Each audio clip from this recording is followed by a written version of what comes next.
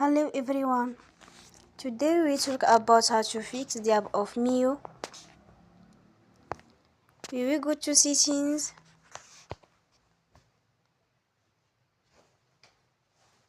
Then we click on apps. After that we will search the app Meyo. And we click. Then we will on for stop.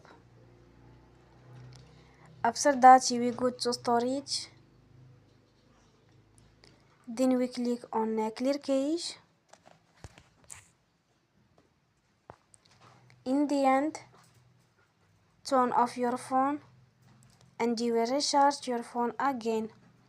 Don't forget to support us by like and subscribe. See you next time and thank you for watching.